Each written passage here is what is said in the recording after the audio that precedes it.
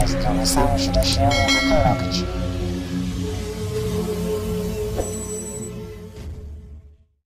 Yanzu kaman abin da ya faru jiya wata ta kashe mijinta tun 2017 ko sai jiya aka yanka mata hukuncin kisa, amma human right da amnesty da wani ne yahudawa yanzu sun soma yin ca. Malaman addini su fita su yi magana jihadi ne don ɗaukaka kalmar Allah. Abin da aka yi mata daidai ne, wan nafsu bin nafs. In ka ce ba wan nafsu bin nafs bane to kana faɗa da Allah ne, kana faɗa ne da Allah da manzon Allah. Wa katabna alaihim fiha annan nafsa, magana ta kare. Manzon Allah ya ce la yahillu damu mri'in muslimin illa bi ihda as-sayyib az-zani wan nafsu bin nafs wa tariku lidini al-mubariku lil jama'a. Ba shari'a ya kashe ta ba, to kuma sai na me? Ai bai cancanta ba. Bai yanzu zaka ga amnesty za su shigo cikin, human rights za su shigo cikin, saboda yanzu ana kashe mutane gashi a banza ba dauki mataki ba. Ita rai ta kashe fa, shi wancan ba mutum bane. Ta tsaya tana kuga wa inna lillahi wa inna ilaihi raji'un, sai yanzu kika san Allah, sai yanzu kika san Allah. Inna lillahi wa inna ilaihi raji'un. Munafika, ki kashe mutum mijinki, ga auren shi akan ki kuma ki kashe shi, an yanke miki hukuncin kisa. Ai da sai ki yadda da wannan hukunci din, wakila zai miki kafara a lahira. Amma sai ta fara kuka gaban kotu. Dama baki da juriyan rai, fitar rai, ke kika dauki na wani, inda dadi ke ma ki dandana. Wannan daidai ne abin da wannan alkali ya yi, mu roƙa mushi Allah, Allah ya karfafi imaninsa. Kuma inda ana yin haka da al'umma sun ji daɗi.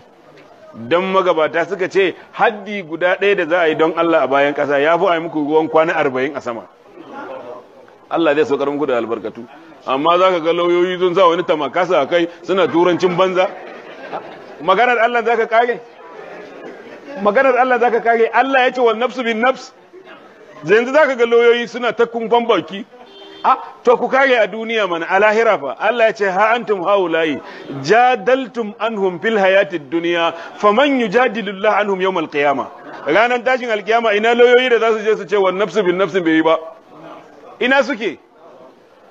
Ina lauyoyin? Allah ya ce ha antum haulayi, ku ne dai waɗannan lauyoyi masu gabanan tamakasa a kai.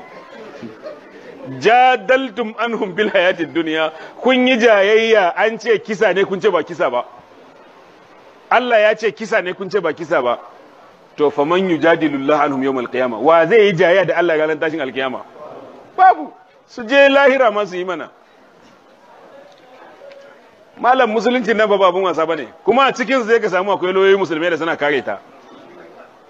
Duk mutumin da ya saba wa Allah a yi mar doka, wannan shine doka. Dokar ƙasa ma muna bi balle dokan Allah, na ƙasa muna bi balle na Allah. Allah subhanahu wataala ya kiyashe mu. Allah ya ce wa tijaratun takshawna kasadaha wa masakinu tardawnaha ahabba ilaykum min Allah wa rasulihi wa jihadin fi sabili. Malaman da suka fito suka yi magana jihadi ne, ɗaukar karman Allah ne. Allah ya ce to in waɗannan kuke so fatarabbasu, ku yi jira, ku yi jira. Akwai abin da zai zo baya, hatta ya ti Allah bi amrihi, har Allah ya zo da al'amarinsa. Malamai suka ce shine azaba. Ku jira. Ba kun fi son kasuwancin ku ba akan sunnar manzon Allah? Ba kun fi son iyayen ku ba akan sunnar manzon Allah? Ba kun fi son shagunan ku ba kun fi son iyayen ku ba kun fi son matan ku ba? Allah ya ce ta ku yi jira, fa tarabbasu, ku yi zaman dako hatta ya ti Allah bi amrihi. Wallahu la yahdi al-qawm al-fasiqina. Allah bai shirya da waɗanda suke fasikai. Allah subhanahu wataala ya kiyashe mu. Allah ya kiyashe mu. Saboda haka waɗannan dalilai duka abin da ke nuna mana ba a ƙaunar mutumin da baya san Allah da manzon Allah.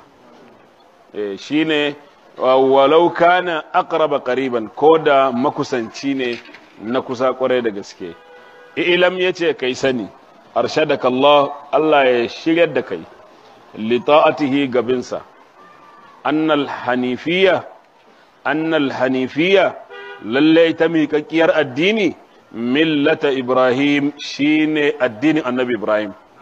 An ta'budu Allah wahdahu, shine ka bauta Allah shi kadai, mukhlisan lahu din, kuma kana tsarkake addinin Allah, kuma kana kadaita Allah subhanahu wataala cikin wannan addini din. Za mu dakata anan, abinda muka faɗa daidai Allah ba mu da shi, da muka yi kuskure ko tuntuɓin harshe Allah subhanahu wataala ya yafe mu. Subhanakallahumma bihamdika ashhadu an la ilaha illa anta astaghfiruka wa atubu ilayk. Assalamu alaikum wa rahmatullahi wa barakatuh. Za mu bar lokaci kaɗan saboda tambayoyi. in muka amsa sai a yi kiran sallah sai mai sallah. Na'am. Sai mai kuma